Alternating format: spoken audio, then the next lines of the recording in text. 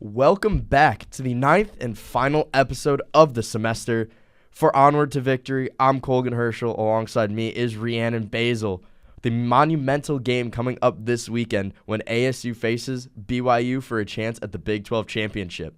Stay tuned for that in the second half of the show. For now, we'll head up to the Mile High City, where Arizona State hockey faces off against the number one team in the country, Denver Pioneers. Yeah, I was going to say it's pretty big weekend for both ASU teams. Hockey's playing number one Denver. Are you kidding? Denver actually won all 50 first place votes from the USCHO poll. So this is a really, really big game for ASU, but they are coming off their very first conference win. So that's really exciting. And it's going to be so just great to see how they kind of step into this game knowing like this is a really great team. But I'm interested to see how they like their confidence level going into this game. Yeah, I mean, this is obviously going to be their biggest test of the season, going up against the reigning national champions in Denver Pioneers. They won it 2 years ago as well, so they've had a lot of recent success, led mostly by their head coach, David Carl. He's definitely focused on more so of bringing a lot of chemistry to the team, as well as retaining players. They only have 2 transfers that aren't returners from last season on their roster. So he's been able to really get this team to a good spot and keep them there and keep them competitive. They're 12-0 right now on the season. They haven't lost a game yet. And for ASU to come into Denver, it's going to be a rocking place at Magnus Arena. It's going to be a tough test for them to come away with a win. Yeah, but if you look at their games last year, they did actually beat Denver once. They lost the other game in their series. And 4 of those goals were Dylan Jackson and Ty Jackson, which obviously they still have this year. So I think it'll actually be really cool. You know, they do have experience, going in, being aggressive on offense. But, Denver has really great movement on their offense. So I feel like it's just going to be both defenses are going to have to step it up this game for sure. Yeah, you mentioned the last game against Omaha. They finally came away with a win at Mull Arena in the NCHC. It's their first one in organization history. It's great to see a program like this that started off as an ACHA D1 club team back, I want to say maybe 10, 15 years ago. Greg Powers came in as the head coach. He brought them all the way up to NCAA D1, became competitive. They were an independent club, and then finally this year they made the switch over to the NCHC conference and was really able to establish themselves as a real, true college hockey team and is having finally some success in this new conference. Yeah, and they've been excelling this year also considering they've had a few injuries, including, Cruz Lucius. It was exciting to know that he was coming into ASU, so really unfortunate that he's out, but it's, he's young, so he has years to return, but yeah, they've suffered from injuries and they're still excelling. Noah Beck, Ryan Kerwin, Bennett Shemek, they're just leading and they're just dominating, and it's going to be really great to see how they fight against such an aggressive Denver team. Yeah, just some of those players on Denver. You look at Jack Devine, who's a Glencoe, Illinois native, about 15 minutes from where I'm from in Wilmette, Illinois. He went to New Trier. Shout out to New Trier High School. Great hockey team. Won state championship, second in nationals a few years ago. Best hockey program in the state of Illinois. But you look at just Jack Devine. He's got 21 points in 12 games. He's only got the 1 goal, but he has 20 assists. He leads the nation in points and assists so far this season. You got Sam Harris, who's got 16 points in 11 games. You look at the 2 defensemen, Eric Polkamp, Z. Buem, both have 13 points in 12 games. They are tied with each other for the lead in the nation by defensemen in points. So they've had contributions from pretty much every facet of their entire team. They've been getting equal depth scoring. That's exactly how they like to play. They filter the offense through all 5 players, and it's a fun team to watch. You see them score goals. You look at Eric Polkamp, who just blasts the puck from the point on the one-timers. It's really fun to watch this team play. Yeah, just hearing that, that makes me so excited. And you mentioned how they don't have a lot of, new players. They have a lot of returners. So that's actually really interesting because you know that their chemistry is great. You know that they work well together. You know that they have great momentum. So hopefully this ASU team can just come in, power through, stay strong, regardless of what goes down. Yeah, and Denver's going to have a lot of momentum. Obviously, they're 12-0. They have had momentum the entire year. But last series, they just beat North Dakota, who's easily one of the top 5 programs. They haven't played it that much this season, but they're a top 5 program in the nation, and they swept them. Zeev Buem had a hat trick in their first game against North Dakota. He's the first defenseman in nearly 20 years for Denver to do that. And he's the first defenseman in more than 30 years to have it done on the road. So he's currently drafted by the Minnesota Wild in the NHL. He's not going to play for them this year. His brother is, let me look up his brother's name really quick. But they both have a lot of talent that they're going to be able to bring into the NHL once it's finally their time. And they'll be there together? Like on the same team? Both of them played last year on Denver. They were both playing for this program. Shea left the team. He was a junior. He'll be a senior this year, but he left to go play for the AHL team of the the Red Wings, the Grand Rapids Griffins. But they're both have so much potential. I think particularly Zeev Buem, he has a lot more potential just because he can put the puck in the back of the net. He's proved it in this last weekend, and he's going to do great things for the Minnesota Wild. So you're talking about some Denver players going to the NHL. What do you think about the ASU players? Who do you think? I feel like Colin Potter. Because he's young, he has so much Colin time. Potter. He's a player who he'll go probably in the second round when it's his time to be drafted. He can be drafted as early as next year. That'd be will crazy, he be drafted 18. next year? I think someone's going to take a chance on him in the second round, but he'll definitely be drafted next year. He won't play in the NHL for at least another 2 years, but he has a lot of upside. He's very small. He's roughly 5'7", 5'8". Wow. But you see players like Cole Caulfield, like Patrick Kane in the NHL who have had loads of success.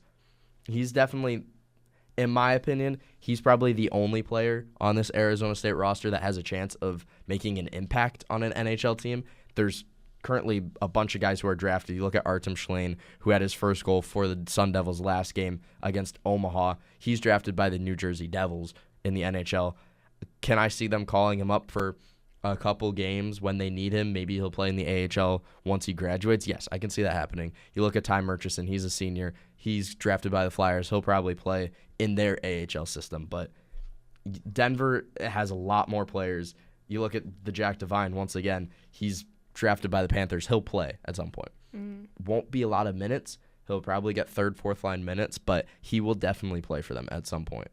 Yeah, that's interesting. But what about Gibson Homer? What do you think? Because he's been doing really great this year. Well, you say that. He didn't play at all last weekend against Omaha. It was all Luke Pavicic's net, and he performed really well. I guess Greg Powers was just looking at him, and he didn't think that it was time for Homer to come back into the net, and he let Pavicic take over. Went 1 for 1, won in a big game. I mean, it's against Omaha, who's not that amazing of a franchise or a program. I'd say ASU is better than them, but he came into net. He looked strong. He only let up 2 goals the entire game in the second one. The last one came with like 3 minutes left when the game was already over. Omaha, they weren't coming back into it, but I think Homer will probably get one of the nods against Denver this weekend. It's going to be a tough game for either goalie, whoever's in net. They're going to be pummeled with shots the entire game. That's going to be a very defense-heavy game for ASU. For sure. Definitely for ASU. I mean, yeah. I think that the thing that Denver obviously does well is they work through all 5 guys, so they'll have a lot of defense. It probably won't be defenders on their back end. It'll probably have a couple forwards hop back as like Zeev Buem or Eric Polkamp works into the zone. But it's going to be an interesting series. I don't know how well ASU is going to fare against them. If they come away with a win, they'll be in the top 20. Yeah, and, they do really well, I feel like, getting the puck around the ice and stuff. So I just feel like it'd be really great to see how I just feel like they'll do really good navigating their defense, if that makes sense. Yep. I think so. I mean, scoring on offense is also going to be tough. They're facing Matt Davis. I'm not going to go into depth on him, but he had the shutout in the national championship last year. He had that amazing goal line save as he dove across the other side of the net. Was on every highlight reel he could possibly find. He has a 93% save percentage this year so far, 1.46 goals against average, already a shutout. Again, the 11-0 record. So he's been really good for Denver so far this season. It's going to be an interesting series for sure. So as we transition from the ice, we'll go on to the gridiron just for a little bit. We'll talk about Noah Roberts, who is a sophomore running back. This is incredible that he's a sophomore and he already has over 1,200 yards. And he is playing at Basha, which is the #1 school. They're actually playing for their state championship tonight. And that's just absolutely incredible that coming in, that must mean that as a freshman, he started on Basha's varsity team. And he's leading Basha right now with 88 yards per game. He's leading them with 20 touchdowns total. And he already has several offers, including Wisconsin, Alabama, Tennessee, Colorado. I can't even comprehend what he's going to do within these next 2 years at Basha. Yeah, him being a sophomore, already at 6'1", we've talked a lot about height and size on this show in the episodes prior. It's such a big thing, and will he grow a lot more? He's only a sophomore. He'll probably get up to 6'3", 6'4". But he is 195 right now. He's a big boy. He's kind of like a Cam Scadaboo, obviously a lot taller than Cam. He might be 5'6". I mean, I've stood next to him. He might be 5'6", and I'm 5'6". Like, that's impressive.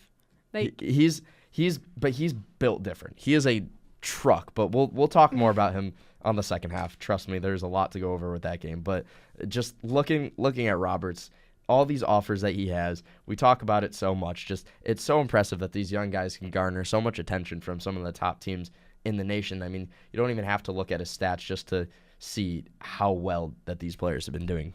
Yeah, and on their last game, he actually just rushed for 127 yards on only 15 carries. That's incredible. They're going to be going against Horizon tonight in their state championship, and Horizon is a very big sports school. Terea Sigler, we've been talking about her. She's from there, so it's going to be a really great game. And also from Basha, we're going to bring it back to one of our old prospects, Gio Richardson. He is leading their team with 84.4 yards per game, and he has 844 yards this year. That's incredible. He said that he was committed to Arizona. He kind of drew back that statement. Yeah. He's looking at Vanderbilt just a little bit, so we'll see where those two end up at the end of their tenure. But as we talked about last week, we are going to talk about arguably the greatest athlete to ever come out of Arizona State for our alumni, Phil Mickelson, who we were talking about John Rahm last week about how good he was.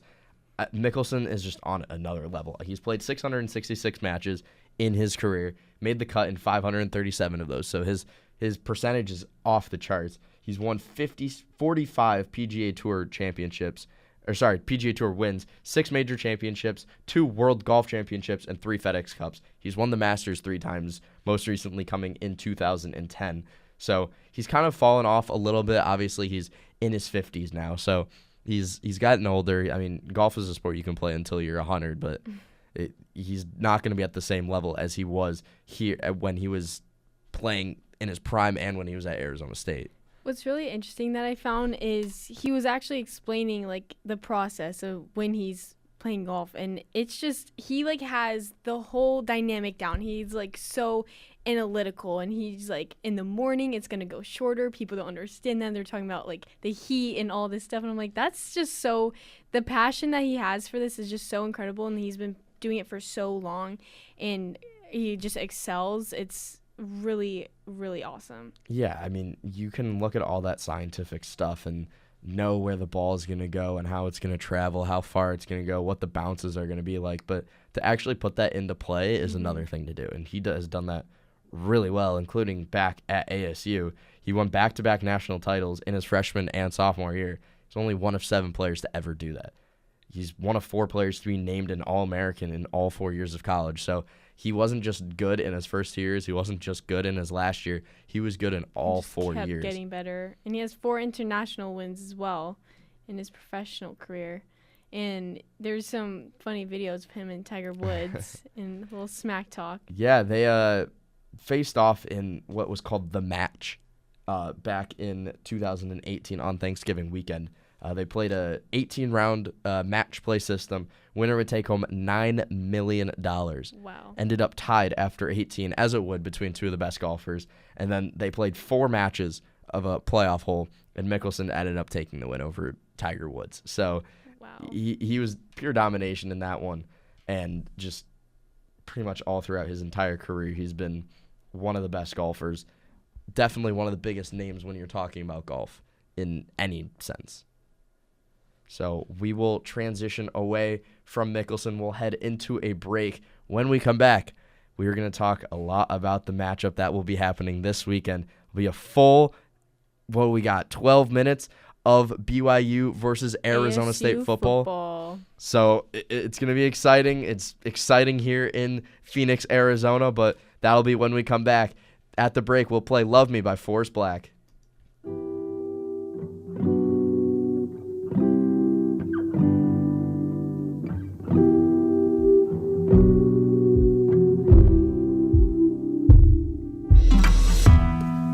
Thought I knew myself, I knew the moment that you left. Said, do you love me, baby? Used to play on words, now you give silence back. Heartbreaks later when you hold a man who never gave a damn. Said, I don't know what it's like to break a broken heart, and I ain't proud of it. If you don't love me, let me know. If you don't love me, baby, love me, baby, why won't you let me go? Friday nights, they always seem so bright, but now I lose my way. You see the pain gets deeper every step I take to reach past a memory. Hugs and kisses dancing on his arm, his hand on your back. See, I still love you, babe, and having trouble moving on, cause I can't get you back. If you don't love me, let me know, yeah. And if you don't love me, baby, love me, baby, why won't you let me go? If you don't love me, let me know. And if you don't love me, baby, love me, baby, why won't you let me go? The queen of spades, she dug a shallow grave to keep her diamond sharp. What you doing to me, baby? Is this house of cards or the club for broken hearts? Body's aching as I lay awake, and there ain't no coming back. Baby, the only peace of mind that I could ever find was when I'd hear you say it back. If you don't love me, let me know. And if you don't love me, baby, love me, baby, why won't you let me go? If you don't love me, let me know. If you don't love me, baby, love me, baby, why won't you let me go? If you don't love me, let me know. If you don't love me, baby, love me, baby, why won't you let me go? If you don't love me, let me know. If you don't love me, baby, love me, baby, why won't you let me go? If you don't love me, let me know. If you don't love me, baby, love me, baby, why won't you let me go? If you don't love me, baby, love me, baby, why won't you let me go?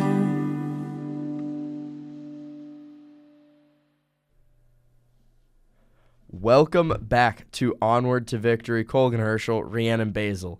This weekend in Tempe, Arizona, the Arizona State football team has arguably their biggest matchup in program history, going up against number 14 BYU as the number 21 ranked team in the country.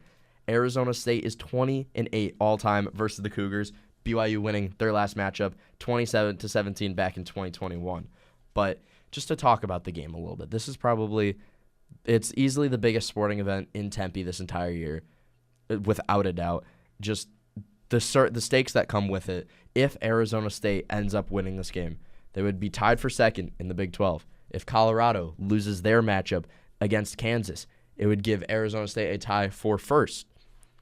If Arizona State wins this, it would be the first time since 2004 that the team went undefeated at home. Just to go over a couple of things that have happened in 2004. Facebook launched, became a thing in 2004. President George W. Bush was reelected. Shrek 2 was the biggest movie in the United States in 2004. The Olympics were held in Athens, Greece, And on the sports side a little bit more, the Boston Red Sox won their first World Series since 1918. I just want to say something. Last year, ASU football had a record of 3-9. Last 2 years, they were 3-9. 3-9, and neither ASU or BYU were favored at all this year to do good. And look at where they're at now. Like, I feel like the college world is kind of just like, what is going on right now? They were almost the college game day of the week, and this is actually the most expensive tickets for college football this week. Yeah, I would argue that this is going to probably be the most expensive of the season. I mean, maybe some of the college football playoff games, but of a regular season game, definitely this one. I mean, this has garnered national attention everywhere. Everybody who's a fan of college football, even people who aren't a fan of college football, have been talking about this game. We have all these stats written down for guys like Sam Leavitt, Scadaboo, Tyson on the BYU side, their quarterback, Jake Retzlaff, LJ Martin, Chase Roberts. We can talk about those all you want, but just the feel and the atmosphere in Tempe is unparalleled to anywhere else in the country right now. The kickoff is at 1:30 tomorrow, and it's the homecoming game for Arizona State, so there's a ton of parades and everything planned for tomorrow. It's going to be the loudest that building has been since it's been named Mountain America Stadium.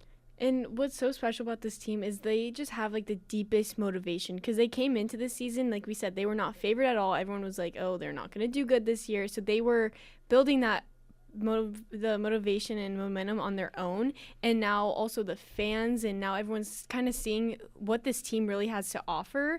So it's just so interesting, because it's like, even when they do fall and there are a few losses, they come right back, and it's not just like we're playing timid. Like, they don't play timid at all. They come and fight, and last week was a very big win for ASU. Yeah, just the feeling in the city. I mean, Sam Leavitt put it best at the beginning of the season. They were ranked last in the Big 12. Coach Kenny Dillingham was ranked last in the Big 12 for the coaches poll as the worst coach in the league. I mean, they're now gonna compete to be a top team in this entire league. They will compete for the Big 12 championship, whether that's competing right now to try and get into it or actually playing in the game. The turnaround that this team has seen is just ridiculous. It's the biggest turnaround that they have had in years, going from a 3-9 team. Now they're 8-2. It's incredible. They have a chance to go 9-2 if they beat their rivals Arizona in Tucson. They'll go 10-2. That is a top record, and if they win out, they will for sure make it's not for sure, but they will definitely have a chance at the playoffs. Yeah, I was going to say, this is a pretty great way to wrap up the regular season. Last week, BYU, Arizona. It's just a great way to kind of finish that off. And also, just speaking on Leavitt, he's 94 passing yards away from 2,000 in this season. That's incredible. And just speaking on him and Tyson, they have an amazing connection, and it's going to be so exciting to see how they come up against BYU's defense together, and Scat too. It's going to be a really, really awesome game. Yeah, the Arizona State offense heading into the season was obviously a huge question mark. Cam Scadaboo has those moments where he can come out and he can pick up a bunch of yards on a play, but he's really turned it up pretty much every single play that he runs the ball. He's going to gain a couple of yards, and then he's going to explode for a big 50-yard reception that leads to a touchdown, or a 50-yard run where he stumbles, is almost on the ground, and then he picks himself back up and runs for a touchdown.